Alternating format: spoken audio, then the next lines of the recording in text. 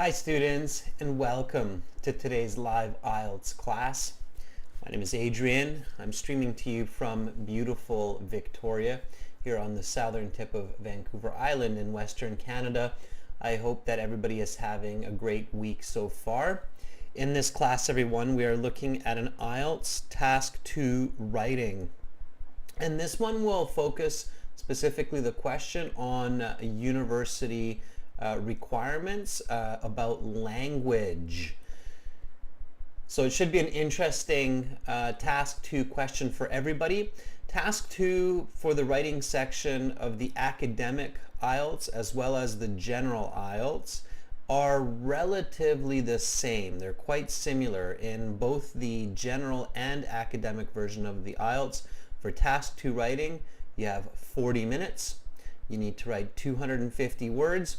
And it is an essay that needs to convince your reader of your ideas and opinions in most cases. Okay, so that's what we will target today. I will show you how to understand the question, how to prepare your answer, and then write an effective high band essay. Welcome Harry Jot, hi Domo, hi Irani, bye Jamshid Bek, nice to see many students in the class. Sanjay, Amra, good to see our members. Hi Kyber, nice to see you in the class. And welcome Carolina, our chat moderator. Good to have all of you here. Students, this lesson is presented to you by aehelp.com for academic IELTS.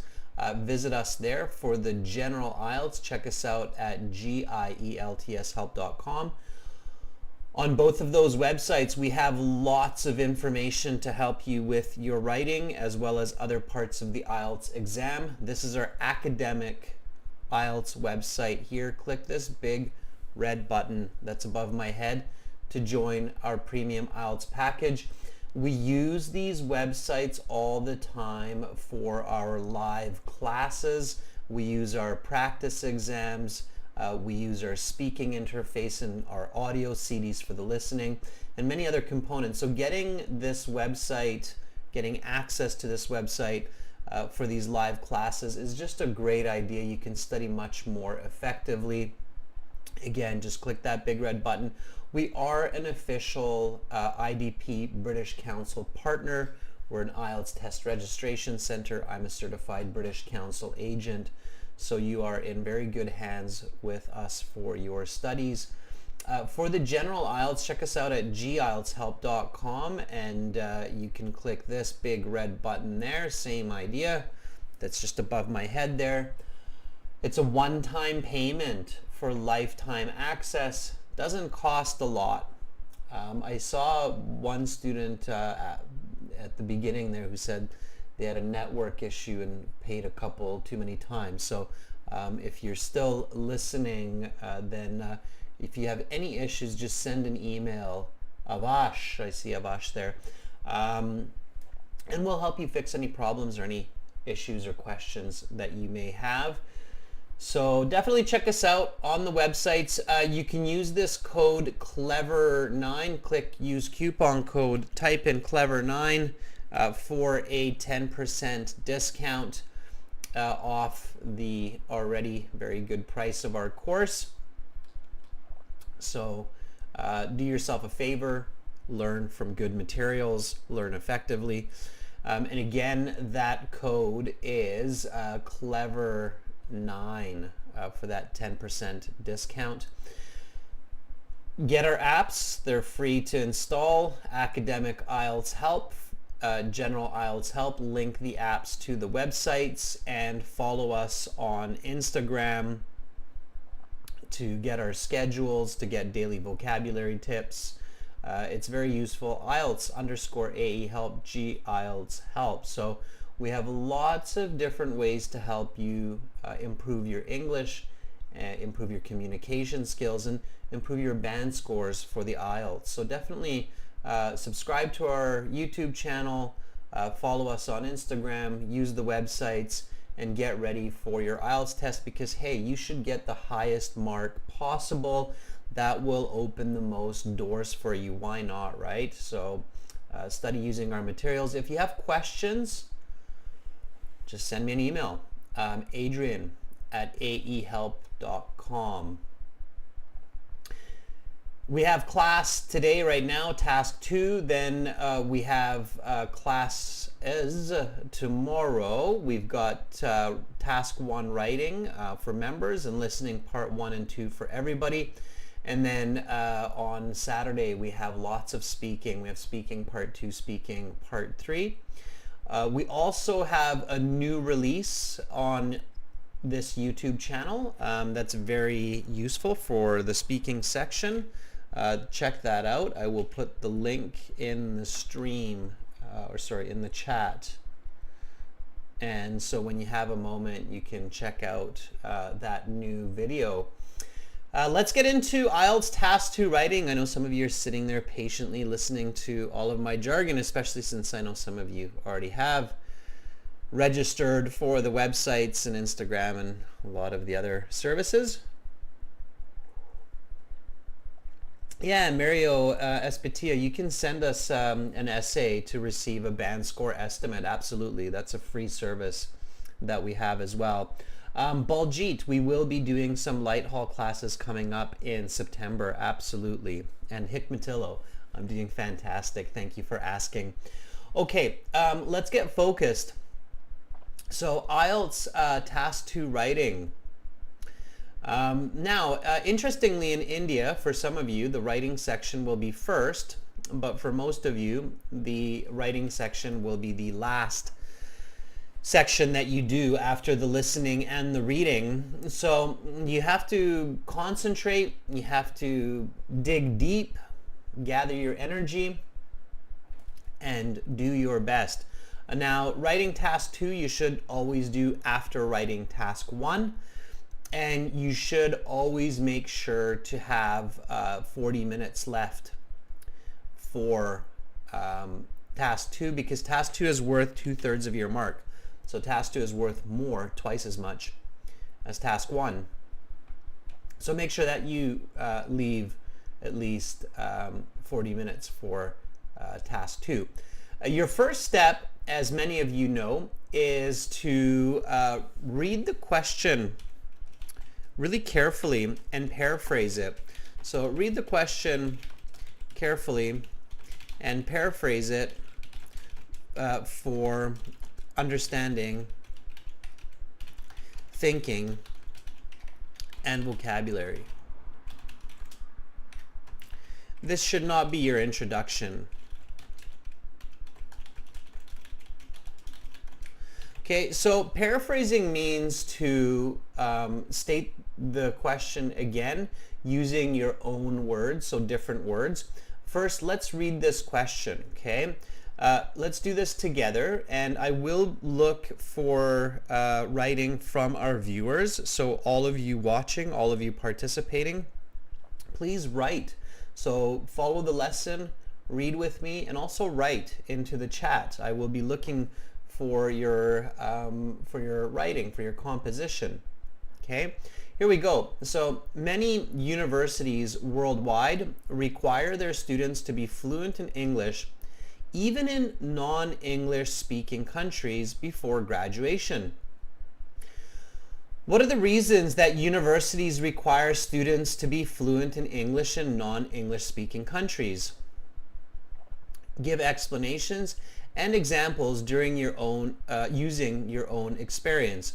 Okay, so right away I can see that this is an open-ended question. Okay, it's not asking me for one side or other side. It's not asking me for agree or disagree, but it's an open-ended question, or simply put, an open question, not a closed question. That means that I can give lots of different kinds of answers that I can think of. So I have to be quite careful, make sure to just focus my thoughts, my ideas. First of all, to help me do that, I'm going to paraphrase, okay? All right, so let's do this together. And I can see, students, that a lot of you have some questions. That's great. Send me those questions by email if I do not answer them during the class. Rajveer, I see that you did well on your exam. Please send me a testimonial. So please send me an email with your experience and a testimonial. Okay. All right, students. So let's paraphrase this. Here we go. So many universities, let's say a lot of universities. Okay. Now, I could say post-secondary institutions instead of universities.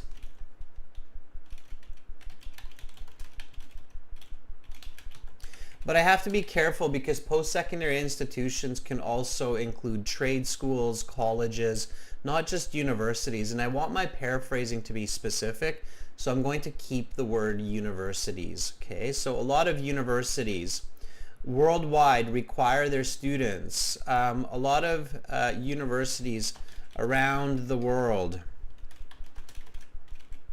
or worldwide, globally. Let's keep it simpler. Globally, okay? Require, need their students. Another way to write students is their pupils to be, instead of fluent, another way to write fluent is proficient, like IELTS, right? IELTS is an English proficiency exam. Okay, so a lot of universities globally need their pupils to be proficient in English. Okay, even in non-English speaking countries.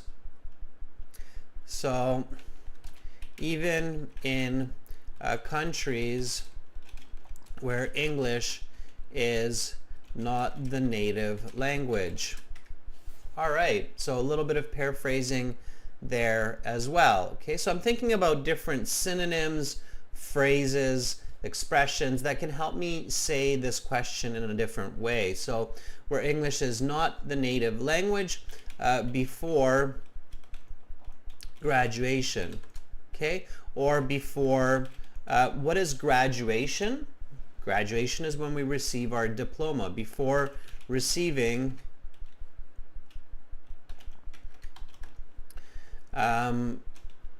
diploma, right? So whether it's your bachelor's or master's or PhD, it's a diploma, and before the person can receive the diploma, they need to prove their English proficiency.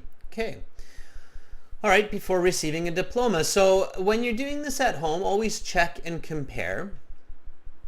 And paraphrase even the question. So paraphrasing the question is an important step. So don't stop here, but paraphrase the question so that you know exactly what the question is asking you. Okay? So here, what are the reasons that universities require students to be fluent in English in non-English speaking countries? So what rationale do universities have for making English a graduation requirement in non-English speaking countries? Sure. So here's my paraphrase. What rationale do universities have?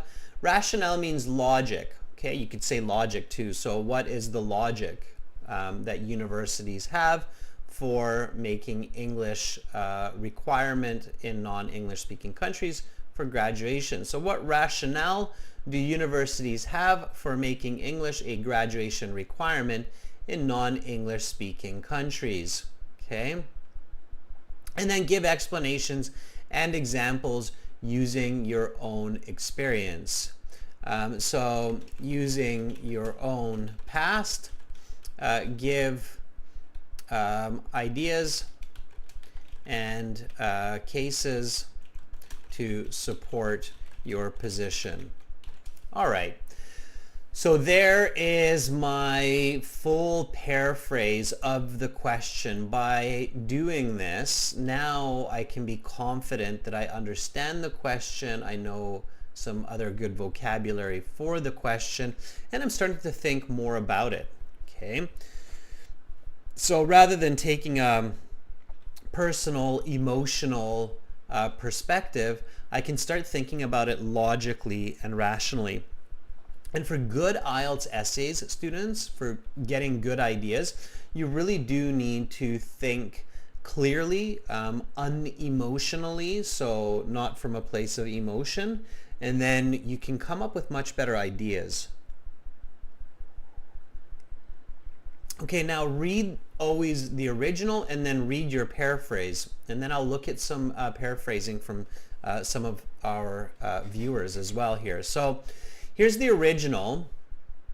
Many universities worldwide require their students to be fluent in English, even in non-English speaking countries before graduation.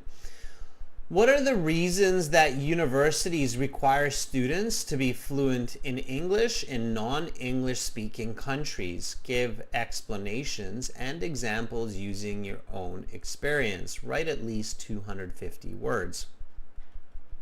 Okay, a lot of universities globally need their pupils to be proficient in English, even in countries where English is not the native language before receiving a diploma. What rationale do universities have for making English a graduation requirement in non-English speaking countries? Okay, using your own past, give ideas and cases to support your position. All right, looks good, sounds good, giving me a lot of clarity, fine. All right, so let's see, Kyber, I'm happy to have you here and happy to have you contribute. Let's see what you have written.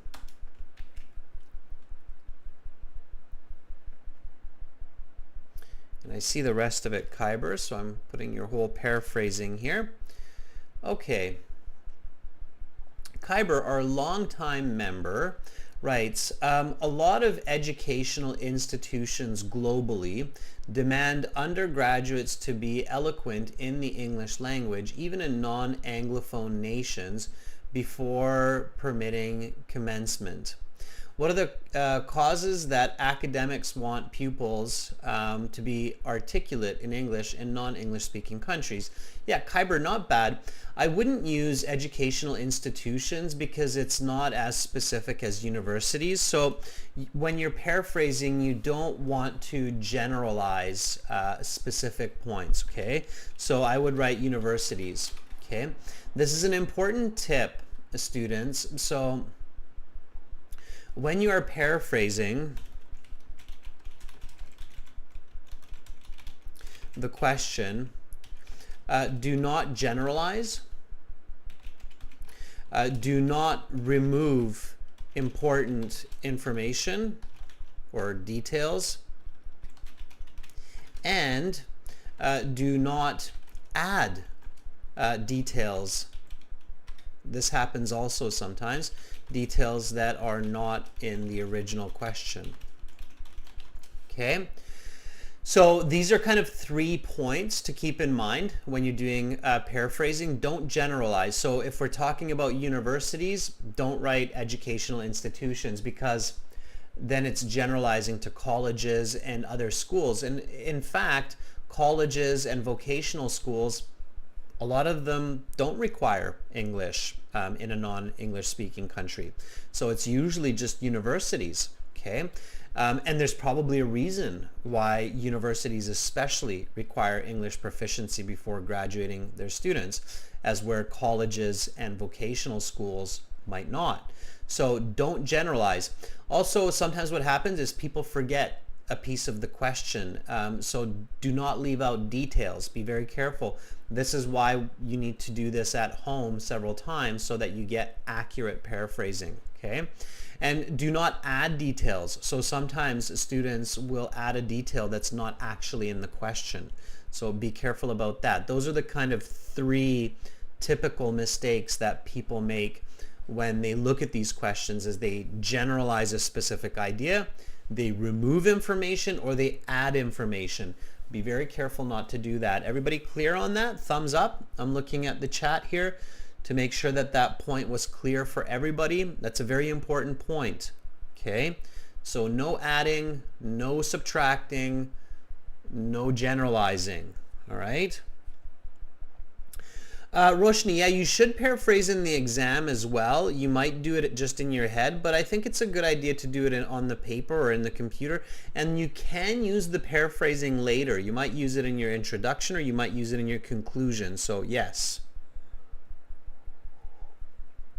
BB, the reason that you paraphrase, just to reiterate, is so that you make sure that you understand the question clearly.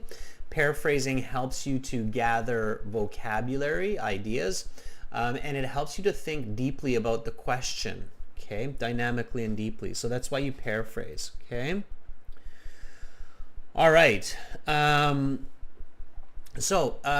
Remember these 3 points, okay, when you're paraphrasing. So Kyber, again, going back to what you have here, a lot of universities globally demand undergraduates to be eloquent in the English language, even in non-Anglophone nations. I like this non-Anglophone paraphrasing, Kyber, that's very good. Before permitting commencement. Commencement's a little bit awkward here. So before permitting, let's do it a little bit differently, Kyber. Before awarding the diploma or diploma. Okay, so it's another way we could say it, because we are awarded the diploma in university. So you work hard, you get good grades, and you are awarded the diploma. So award used as a verb here. Okay. What are the causes that academia, instead of academics, academia wants their, let's show possession here, Kyber, pupils to be articulate in English in non-English speaking countries, okay? Yeah, we can take out the there. Let's take it out. Okay, good. So that's a little bit better. Let's see. Sarah has some paraphrasing going on here. Let's see what Sarah has written. Okay, I'll take a couple and then we'll get going on the planning here. So Sarah writes, several universities around the world demand their pupils to be advanced in English, even in countries where English is not the first language, before receiving their certificates. Yeah, that's good, because a diploma is a type of certificate. You don't need a comma here, Sarah, because you have the independent clause before the dependent clause, so no comma in that case, okay? All right, so that's good paraphrasing. That works. Bring examples from your own knowledge and past. I see the rest of it, Sarah. It's not bring examples from your own knowledge and past.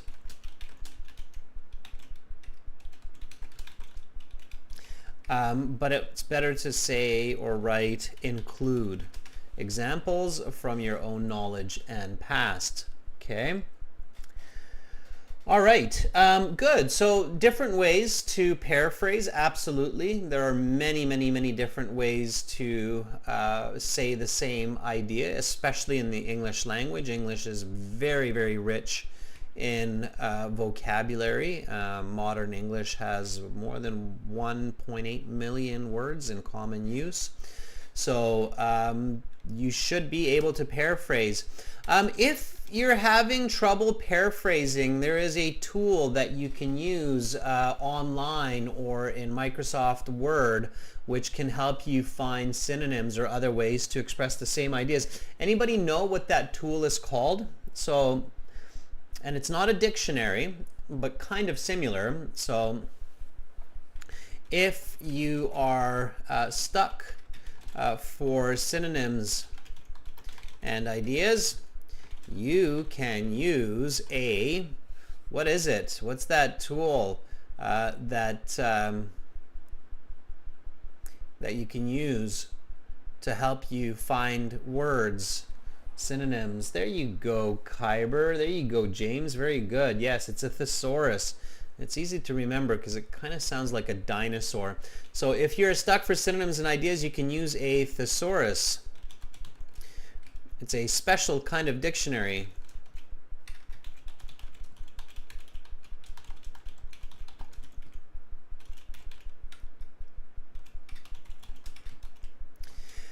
So thesaurus to find alternative vocabulary.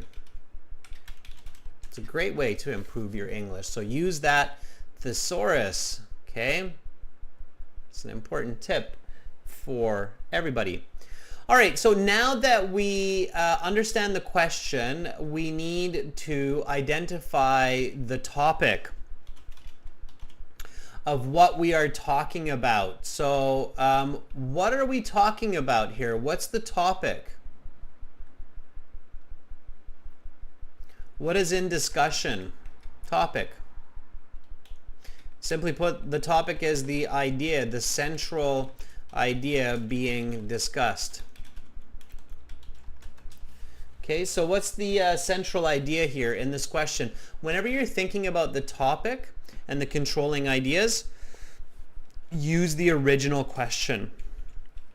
So step 2, use the original question to identify the topic and controlling idea or ideas. Okay. So what is the central idea that we're discussing here? Let's see who can come up with it. Okay, again, here's the original question. Many universities worldwide require their students to be fluent in English, even in non-English speaking countries before graduation. Lani says the topic is education. I don't think so, Lani. I think that's too general. Unboxing says the topic is about international universities. I don't think so.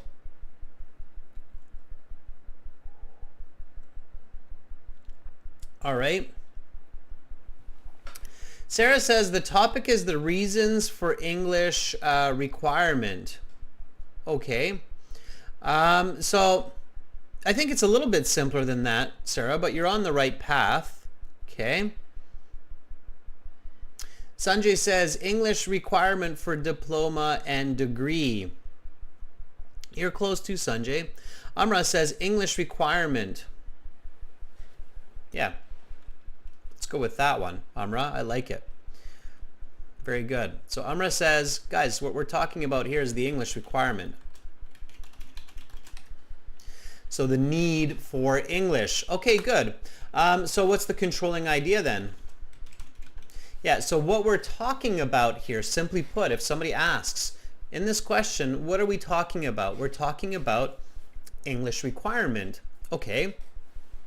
So then what is the controlling idea? Okay. And now some of you who answered this for the topic, you might realize that, oh, okay, that's the controlling idea.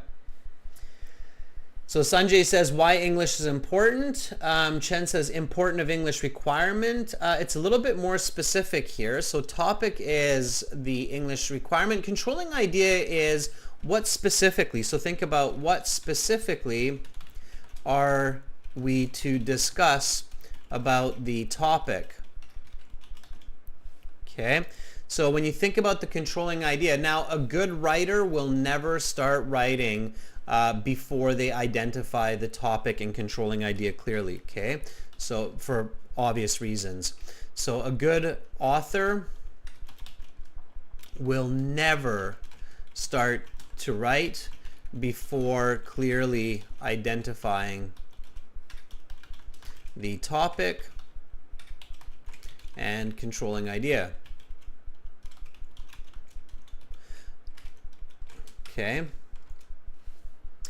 Yeah, very good. So unboxing masala, that's kind of the right idea. Now, when you identify the topic and the controlling idea, identify them as statements, not questions, okay? So identify these as statements, not as questions, okay? So masala, it's not why universities, but the reason universities, right? So controlling idea, the reasons that universities require English. Okay. All right. Fine. Good. Okay. So now we need to think about what, why, how. Okay. Before we talk about that, just a quick question to you. So why, when you're in the IELTS exam or when you're in a university exam or an English class, or doing any kind of essay, even for work or business, let's say, why should you never write before you clearly identify the topic and the controlling idea? So I want you to think about this and I want you to answer this question for me. Why should an author, a student, an IELTS candidate not begin writing until you clearly identify the topic and controlling idea? And this is what the paraphrasing is for as well. So the paraphrasing is helping you with this. So why? That's right, Amra. Yeah, it's easy to go off topic. So what happens when students don't really pay attention to the controlling idea and the topic is they go off topic. Yeah. And when you go off topic, that's a disaster, simply put, because even with great English, even with great vocabulary, grammar, you're going to have a very low coherence and task completion score, and you will get a low mark. Okay, so exactly, and I can see that many students are giving me the right answer here in the chat, which is fantastic. Okay, so now when you have the topic and the controlling idea, your next step is to ask questions, okay? So good essays start with good questions. So step 3, think critically about the topic and controlling idea. Okay, ask what, why, how. Keep in mind that good writing begins with good questions.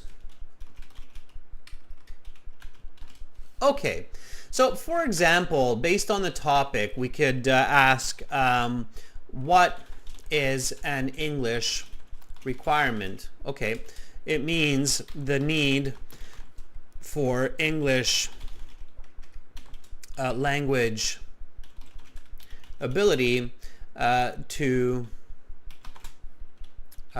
gain something. Okay, so let's just say that. Now here is where the controlling idea and the topic starts to overlap. So why, right? Let's just ask the full question, okay? So this can be kind of for the topic and the controlling idea. We can combine these here just to pick up speed. And of course, in IELTS, speed is important. So you need to practice these steps at home so that you train your brain to think and plan quickly so that you can plan a good essay, an accurate essay quickly during your IELTS exam.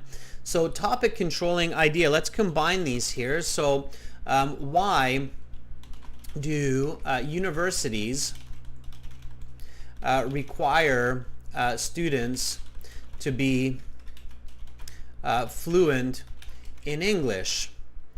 And let's have the full question here, okay? In non-English speaking countries.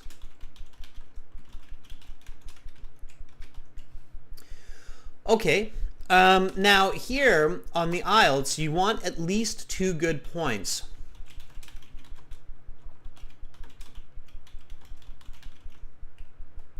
Okay.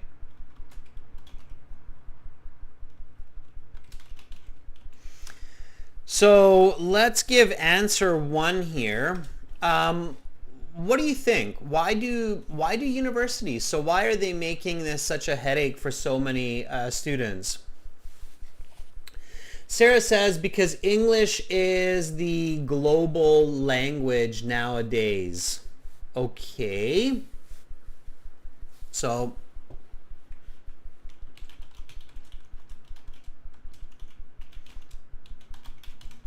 all right, let's stick with that idea. Let's have some more answers. Sure. English is the global language. Okay. So what does that mean? Try to think about that maybe in more details. Okay, it's global language. So what, right? Okay, Otadbek says there's a lot of information. Now, here, before you really dig in, okay, maybe ask yourself this question. Okay, so if I were sitting the IELTS exam and I had this question, then I would ask myself this kind of particular question to help me figure this out. Okay, and I'm looking at the chat here to see what you come up with.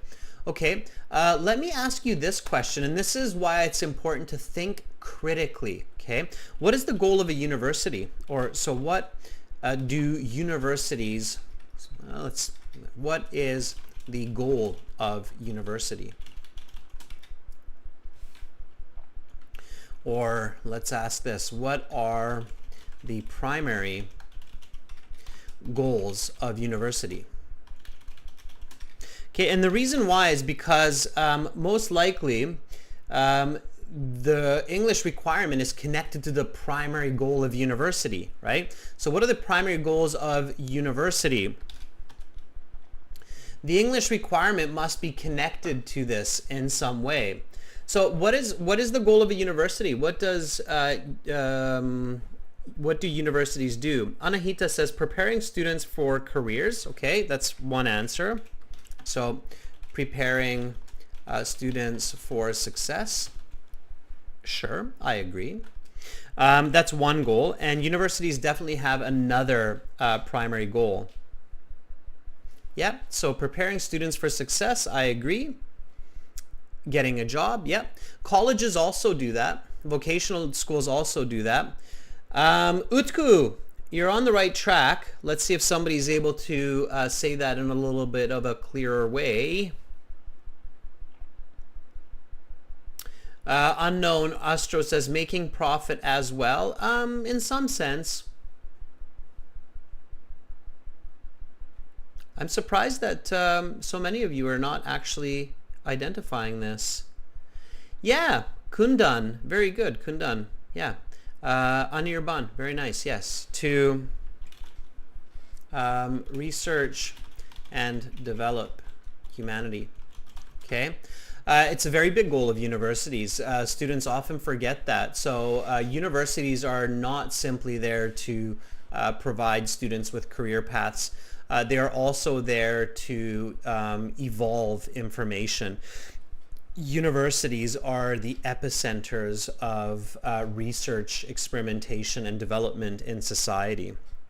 Okay, so that's where we research medicine, technology, and so many other schools of thought, right? So preparing students for success and to research and develop humanity. So now that we understand the goal of university, we might be able to identify 2 good points. And having good information for your IELTS paper is definitely key to writing a good essay. So English is the global language, sure. We can expand on that in a second. So now let me ask you this again. So now that we know the goal of universities, why do universities require students to be fluent in English in non-English speaking countries? So Sarah says English is the global language. And so by making English a requirement for success of graduates on the international level or scale, right? So let's finish that idea, right? So English is the global language for the success of graduates on the international scale, okay? So if you have a master's in business or a bachelor of business commerce, you don't want your graduate students to just build businesses inside your country, but you want them to be successful in business worldwide. Now, the second reason that comes to mind for me, now that we discussed it, is so that the university is competitive internationally in research and development. Okay, so yeah, we want the scientists and the researchers in the university to be able to understand information from around the world and share it with the scientific community. So English is the global language, yes, but more specifically, because of that, graduates can be more successful in their careers, and the university and the students who are scientists can be more successful in research, right? So those are primarily the reasons that I believe that universities require English proficiency. Okay, so now that I have my ideas, I can develop my thesis statement. Students, this is the most important sentence of your IELTS essay or of any essay that you're writing. So step 4, compose your clear and direct thesis statement. Okay, this is the last sentence of your introduction, which tells your reader your clear points for discussion. Okay. All right, so based on what we have here, everyone, write a thesis statement, okay? All right, here we go. So the original question, again, okay? What are the reasons that universities require students to be fluent in English in non-English speaking countries? Give explanations and examples using your own experience. Okay. So here I'm going to use the third person voice. So I'm not using I, me, or my. It doesn't seem to be asking me specifically for that, even though it's asking me for cases from my experience.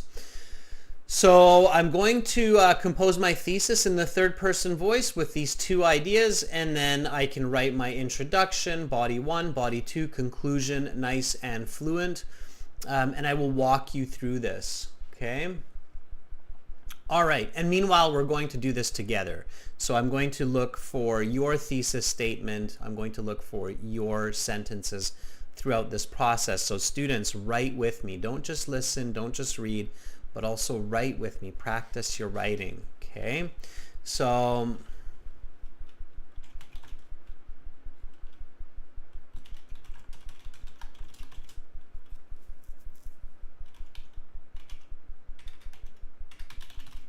two clear reasons universities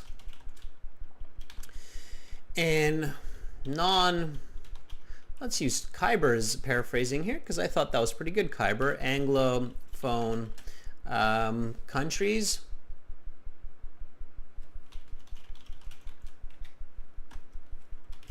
require English for graduation.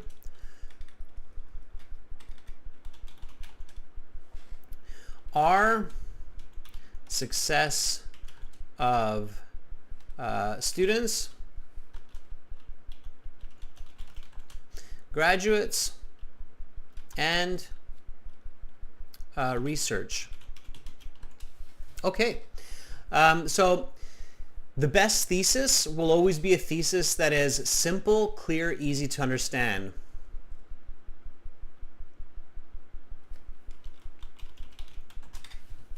Okay, and I'm replacing that word with my paraphrasing so I don't have word repetition. I don't want to have graduation, graduates. Even though they're different word forms, they're still the same word. It sounds awkward. So here's my thesis.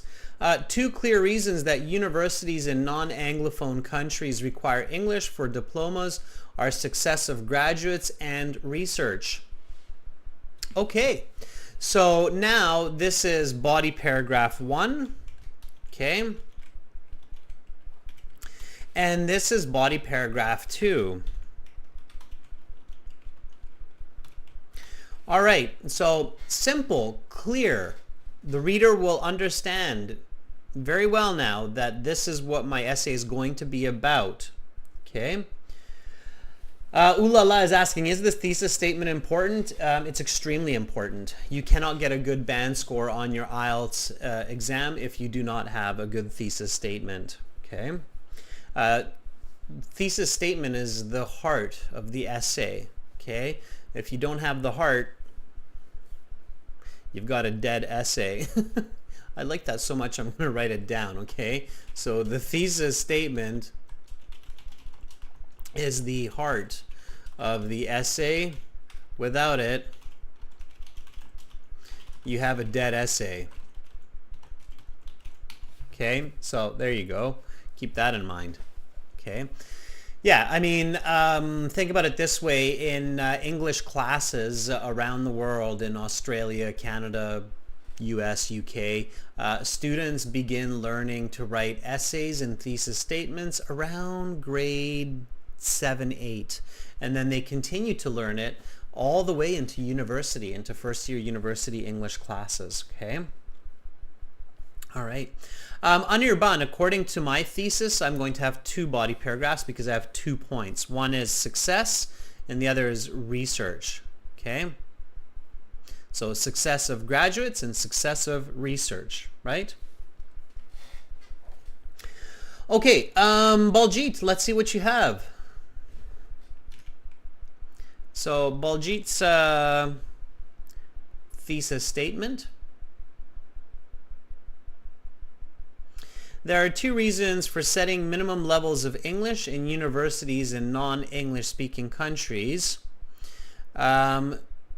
So that their students do well in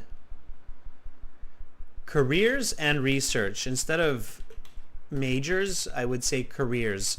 Because it's not their major, Baljit, that they're doing well in, it's the career that follows their major. Okay, so, and capitalize, students, capitalize. Okay, pay attention to capitalization. So there are 2 reasons for setting minimum levels of English in universities. There are 2 reasons for setting minimum levels of English. I don't know if I like that too much, Baljit, because it's unclear what you mean by minimum levels of English. There are 2 reasons for requiring English in universities. Okay, so clarity is important. All right. Let's see.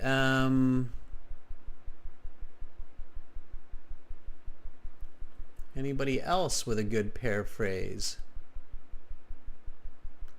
Sanjay, let's see what you have.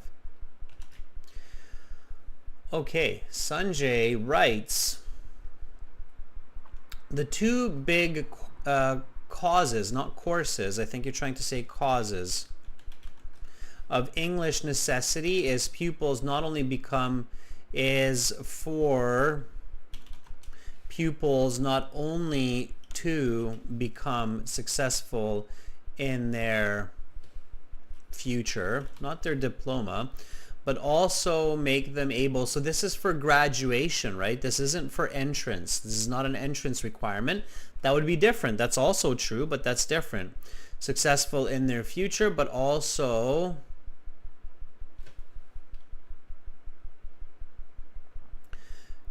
to enable them for international research. All right. So Sanjay, this is what it looks like corrected. Okay, the two big causes of English necessity are for pupils to, let's make this positive, to both become successful in their future and to enable them for international research. So Sanjay, this would be the correct thesis. Now students, always make sure that your thesis statement is clear and accurate.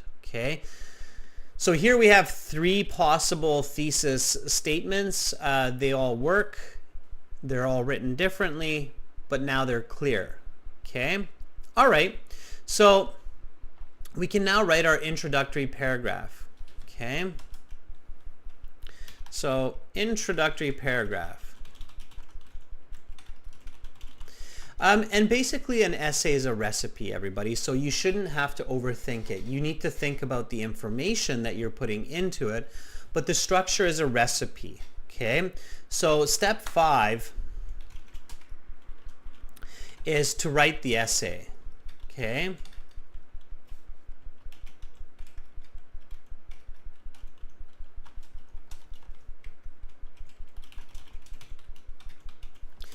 okay, so write the essay according to standard English essay rules and structure. This is not complicated.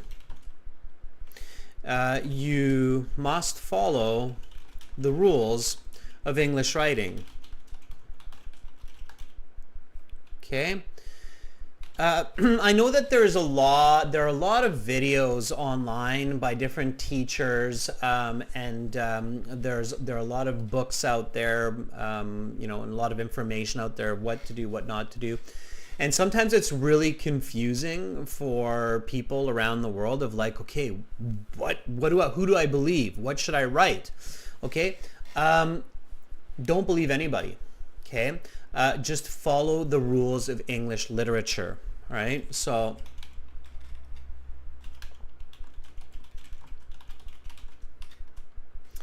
YouTube instructors, etc. Okay, simply follow the rules of English literature.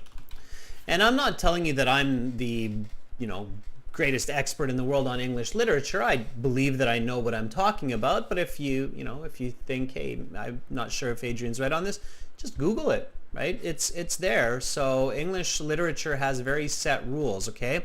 So the introductory paragraph for an essay has a hook, has a background, and has a thesis, okay? Standard. It's not Adrian's telling you to do this. It's not Adrian's style. It's standard. If you go to a university and you take a class in English, your professor will probably tell you the exact same, okay? So they'll say that the hook is an interesting statement that introduces the topic, catches the reader's attention.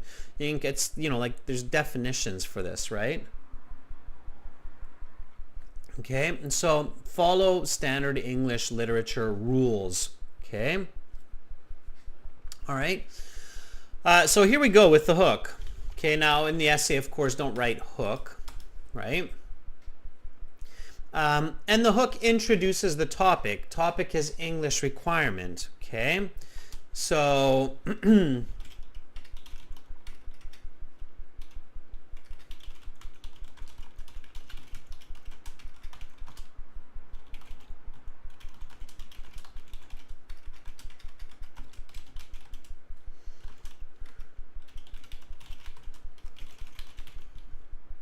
there. That's it. Just focusing on the topic, right? Thousands of universities worldwide have made English a graduation requirement. Simple. 1, 2, 3, 4, 5, 6, 7, 8, 9, 10 words. That's it. 10 words that introduces the topic. Thousands of universities worldwide have made English a graduation requirement. Okay. Background. Background means definition of terms, okay, and importance of the topic, okay?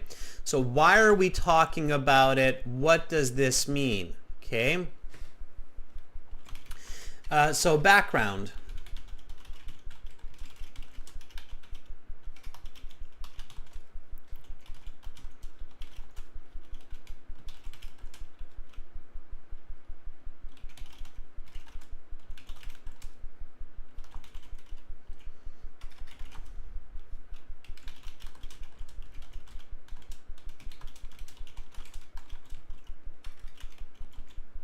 Okay, so these institutions demand that graduates achieve scores to prove English on exams such as TOEFL and IELTS. Okay, let's fix this a little bit.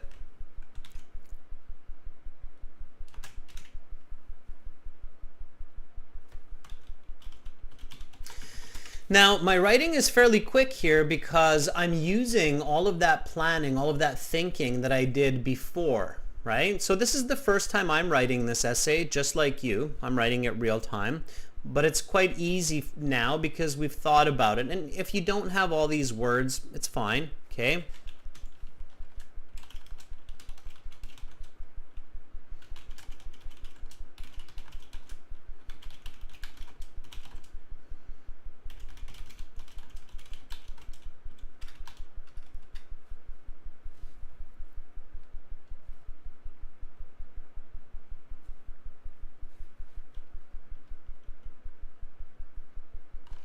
All right, and the importance. So why are we talking about this? Well, I mean, logically, the reason we talk about this is the reason many of you are in these classes. It makes life more difficult, right? So a generation ago, you know, this wasn't a requirement for a lot of universities, so it was a bit easier. I mean, you just focused on your major and didn't have to worry about learning another language. So this creates an extra level of challenge for university students compared with past generations.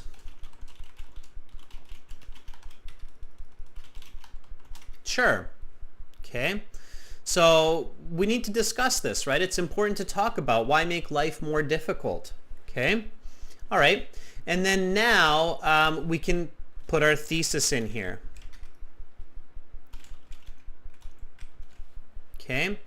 And I take the thesis that I have already written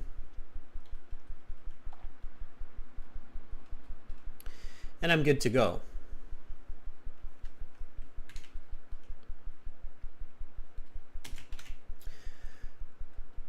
Okay, let's move our introductory paragraph down a little bit. Let's review it. When you're practicing at home, you should always review your introductory paragraph after writing it.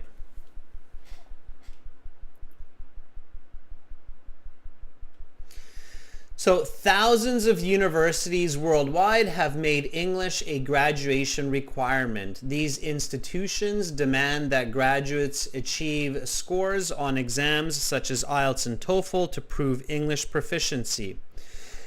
This creates an extra level of challenge for university students compared with past generation. Okay. Two clear reasons that universities in non-Anglophone countries require English is for diplomas. English for diplomas are success of graduates and research. Okay, good. I have all the relevant information now. If I want it to be a little bit smoother, I can use connecting words maybe to make it a bit smoother. So thousands of universities worldwide have made English a graduation requirement. As such,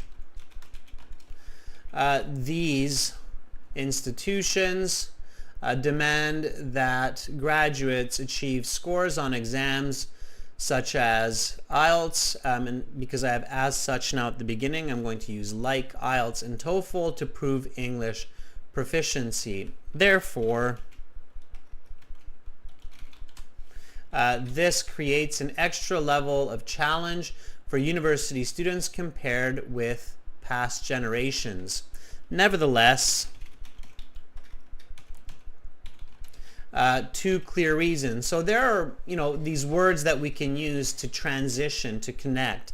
And here are the words that I'm using. So the expression as such, therefore, showing cause and effect, and nevertheless, showing opposition. Okay. All right. Anahita writes, since the time that English has become an international language, universities in different countries require their students to be fluent in it. It's an okay hook, Anahita. It's a little bit too complicated. I recommend keeping your hook to 12 words or less. Okay, so students, when you're practicing the hook for your IELTS exam, really work hard to keep it to 12 or less words. 8 words, 10 words, those are good kind of benchmarks for the hook. The hook should be simple. The hook should not have any mistakes. It looks really bad when your first sentence has a grammar mistake or a spelling mistake or any kind of mistake, so don't have a mistake in your first sentence. It just looks bad. And that's a big reason to keep it simple so that you avoid those mistakes. Okay.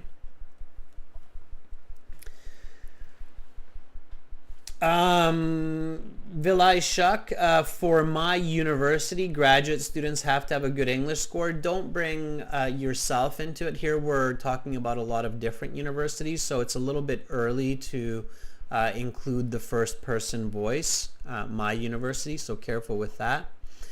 Baljit writes, English is lingua franca in today's world as universities have taken it as their priority. These graduate institutions are putting their best foot forward to compete with other universities globally by making English a mandatory part for rewarding a student with a diploma.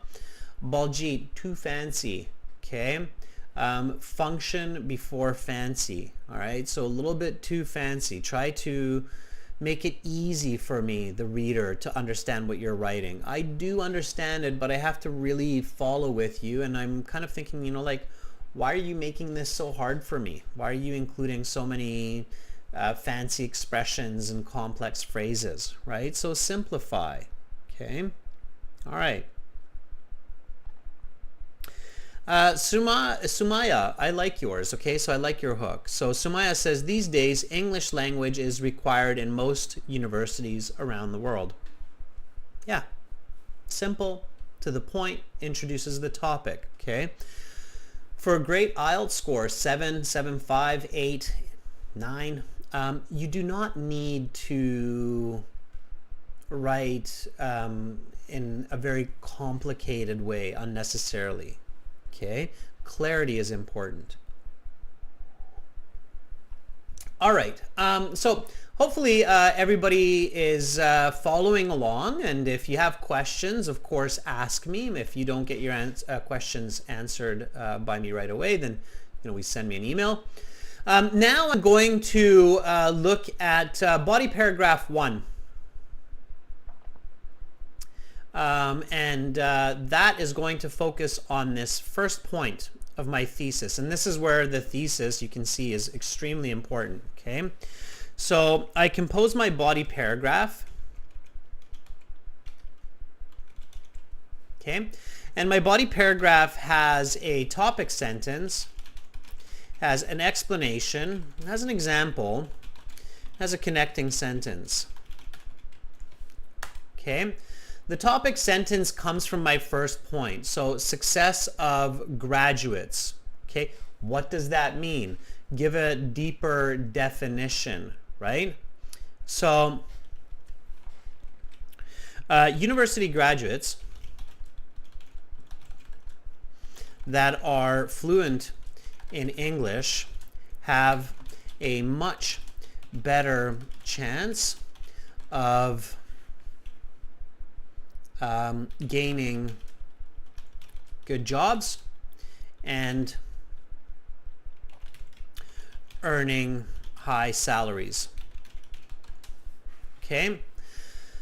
So there's my deeper definition of my first point, success of graduates, right? What does that mean? So success of a graduate means that they can get a good job and they can get a good amount of money, right? So university graduates that are fluent, let's change that a bit, who are fluent in English, have a much better chance of gaining good jobs and earning high salaries. Since most well-paid jobs, such as engineers, lawyers, and doctors, need the use of English in daily work, students or graduates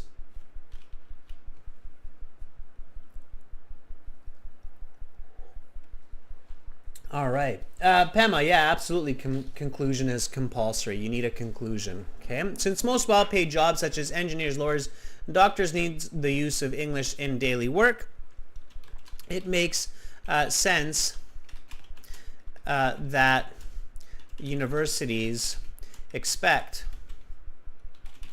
students in these majors to learn Baljeet, I'm going to borrow your term here because I thought that was very good. Lingua franca.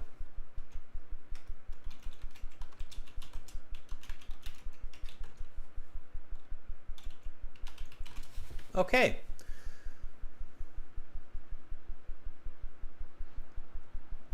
All right. A little bit of Grammarly assistance there.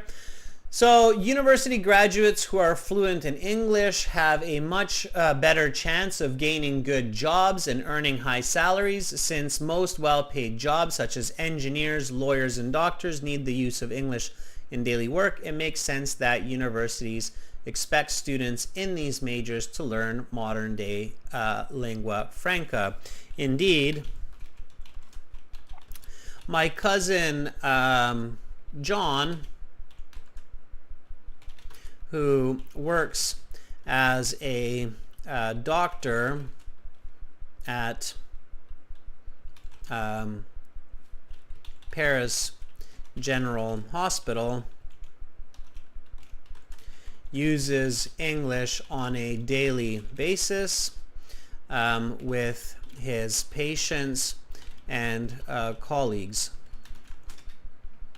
Okay, so clearly that's my example, right? So if you take a doctor in a hospital, as you can imagine, especially with all the tourism and travel, doctors use English all the time. Half of their patients speak the local language. The other half of their patients, who are tourists, travelers, businessmen, businesswomen that have come to the country and that might need their services, they speak English to them, and many of their colleagues too, right? It's become a very international profession.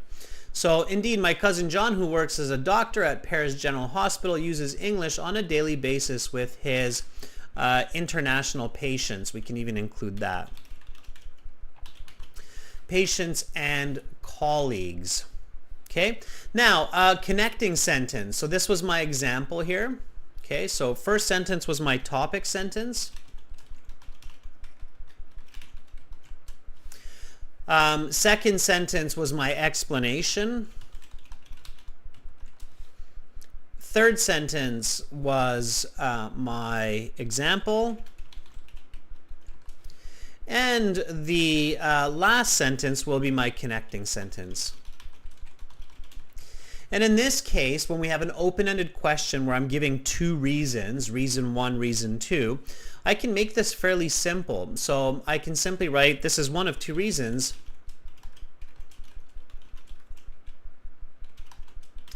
for English as a graduation requirement or mandate, if I don't want to repeat the word requirement again and again.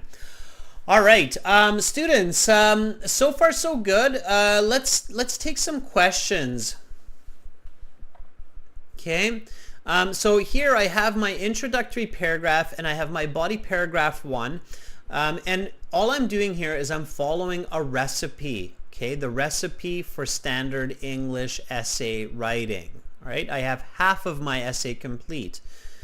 The other half will be my body paragraph 2 and my conclusion. But before I go there, I'm going to just review this with you and give you a chance to ask me questions about what we have done so far. So please focus your questions on writing, specifically focus it on these elements. So introductory paragraph, body paragraph, hook, background, thesis, topic sentence, explanation, example, connecting sentence.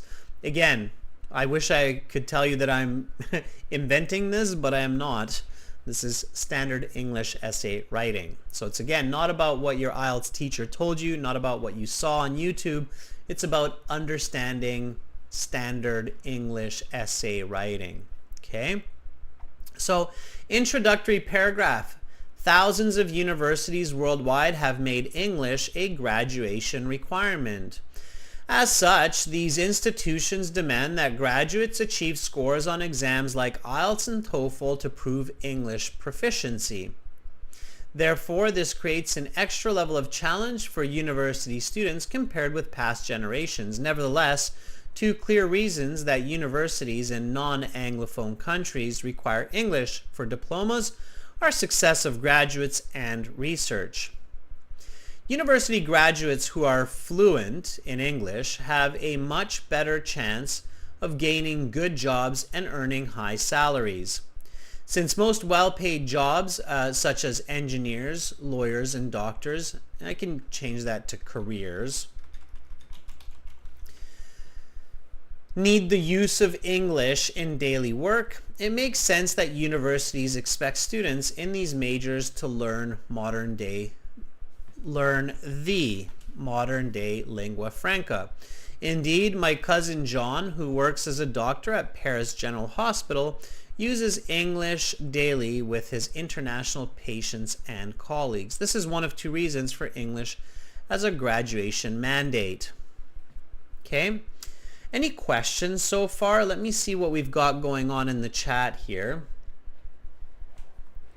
Jasnoor says, can you please explain the thesis, sir? So Jasnoor, just to kind of reiterate what I said, the thesis is the author's argument. It tells the reader the clear points of the essay, what is going to be in the essay, and it tells the reader the organization of the essay. So the thesis here answers the question. Okay, let me do it like this. Okay, the thesis clearly answers the question of the essay, question or questions, the questions being asked. Okay, and it shows the organization of the essay. Okay, so remember that the original question here at the top was what are the reasons that universities require students to be fluent in English in non-English speaking countries? And then here we answered it, right? So in the thesis, two clear reasons that universities in non-Anglophone countries require English for diplomas are success of graduates and research. Okay. Mal says, excellent, it's all clear. Sandeep, that's a great question. So Sandeep says, I scored 6.5 in writing. How can I improve it to a band 8? Okay. So to answer that question, okay, so to reach the band 8 and 9 levels in IELTS, you must write original essays using college level essay writing skills, such as a direct thesis, having a good hook, okay, and a powerful conclusion. So for Band 8 and Band 9, your English has to be good. Your grammar must be good. Your spelling must be good. Your words must be good. That's also true even for a Band 7. The big difference for a Band 8 or a Band 9 is you have to have good content as well. So your reader has to go, oh wow, that was a really good answer. Okay? So the examiner must be thinking, wow, that was a really good answer. Written with precise English. Okay, so that's what the examiner is thinking for a Band 8 or a Band 9. Okay, wow, that was a really good answer, written with good, clear, error-free English. Okay.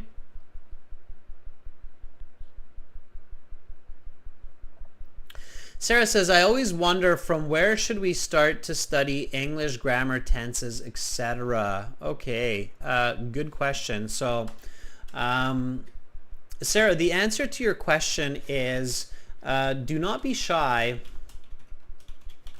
to go back to the basics of English grammar and build it up to advanced level.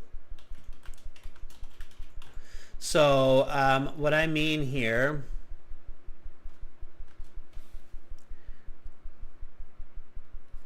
is you can start with the subject plus verb plus object, and then you can build it up to subject plus auxiliary verb have plus auxiliary verb being plus infinitive or past participle plus we can go adjective plus object. Okay, so you can go all the way from the simple present tense, like I go to school, all the way to present perfect, passive voice, even progressive. So John has been being driven to school over the last 20 years by his neighbor. Okay, so you can build it up from the basic all the way to the advanced and then get feedback on mistakes. Okay, so don't be shy to go back to the beginning. It's kind of like playing a video game where you just get better and better, and then sometimes you go back all the way to level 1 just to show how good you can really get. Okay. All right. Good question. Anirban, connecting sentences. Yes, I can elaborate more. Connecting sentences, Anirban, are not super important in the IELTS. The reason why is because it's a very short essay. Okay, so for the introductory paragraph, you don't really need a connecting sentence because your thesis is your connecting sentence. So the thesis is also a connecting sentence because it tells the reader what is to come, what is going to follow after. The only place where you kind of need a connecting sentence is body paragraph 1 to connect to body paragraph 2. Body paragraph 2 does not really need a connecting sentence because your conclusion connects your whole essay. Okay, so the conclusion is kind of like a wrapper. It's like a gift wrapper around your whole essay. All right, so you really only need a connecting sentence for body paragraph 1 And then keep in mind, just kind of an interesting thought, your conclusion is like a wrapper for your whole essay. Okay, so don't worry too much about it. All right. Okay. Rhythm is asking how many times writing test is checked by the examiner. Once, but they check it very carefully that one time, and if there are any problems, then a second time. So the essays are checked and marked once, and if that mark is different, is very different from the other sections, you can ask for a remark, and then sometimes it will change, and then it will get looked at again a second time. Okay.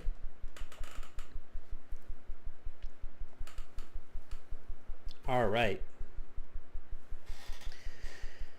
So, body paragraph 2, everybody. Here we go.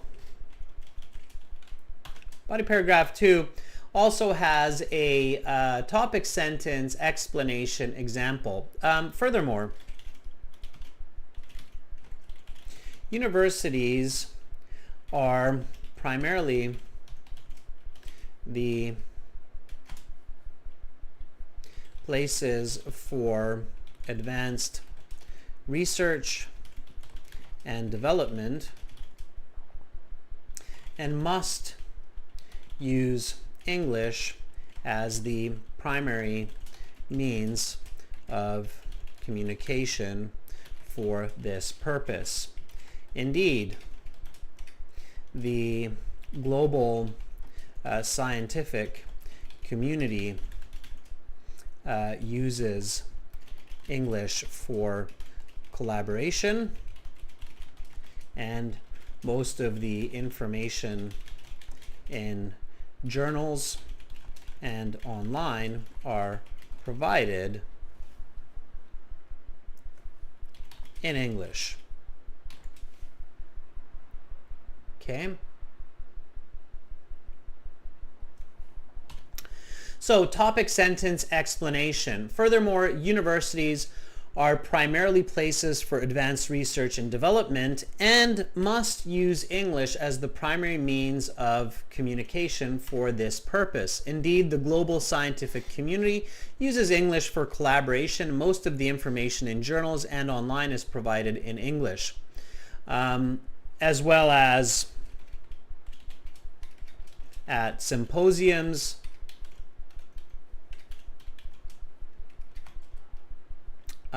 and conferences, right? If I want to give a lot of detail. My friend Albert is doing biomedical research at Istanbul University, and he communicates with his colleagues in English only. Okay, so there is my example. All right, there you go. So when you have an idea of what you're doing and you know that it's topic, sentence, explanation, example, you get a lot of clarity and you get a lot of fluency in your writing, and then you can spend more time reviewing. Okay, conclusion. Here we go. Almost there. Okay, so conclusion. Conclusion also has 3 parts. So it has the points restated, argument strengthened, take-home message. Okay, those are generally the parts of the conclusion. Now we're starting to run a little bit out of time, so if you're confused here, if something's not clear, just send me a message and I will be happy to answer. Okay, so in conclusion, English has become a university graduation requirement because of career success and research efficiency. Indeed, the goal, or certainly, because I've used indeed in the previous paragraph, certainly the goal of major universities around the world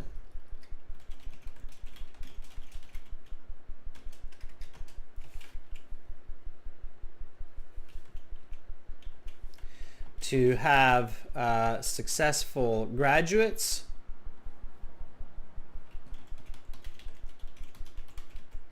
and scientists must be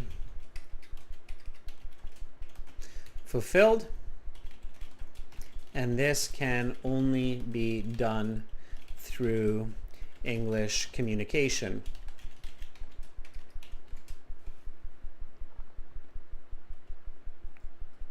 Okay. Most or reputable universities strive to not only maintain but build their international presence and contributions.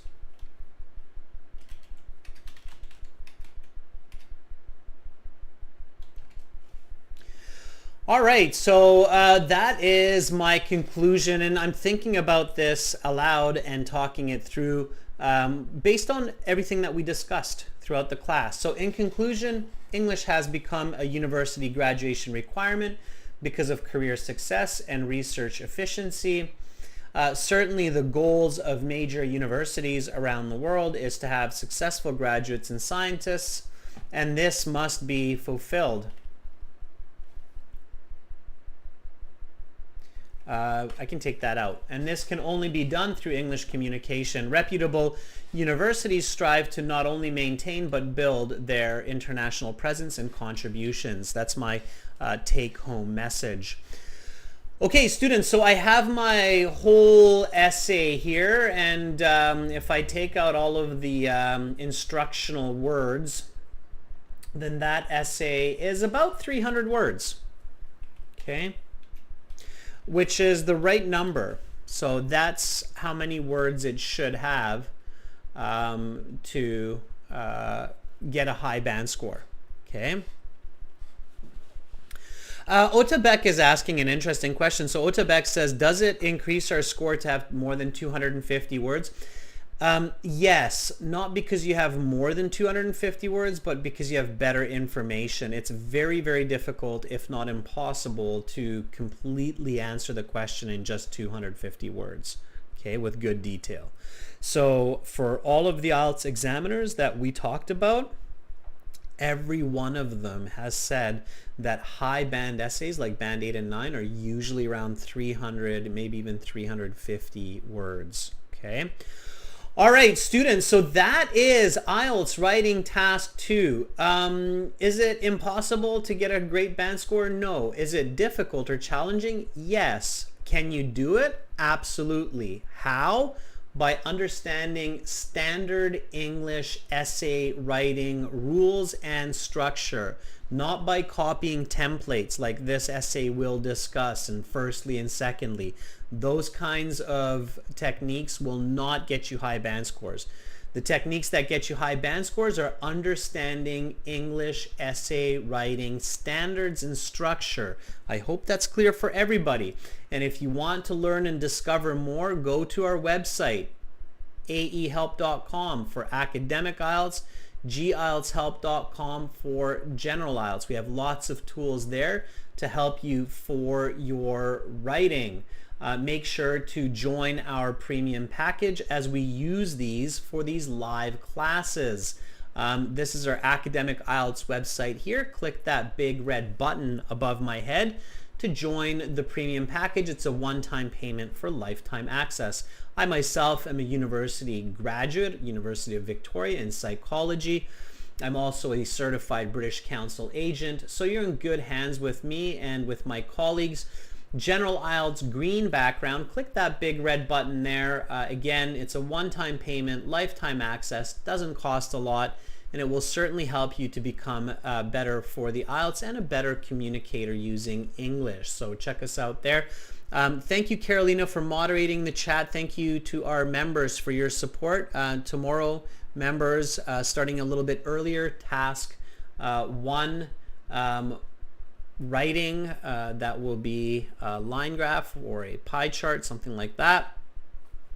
And then it will be followed by a listening section practice example. We will be using the websites for the listening with the audio. So definitely come join the class tomorrow, learn more English, and be a better you.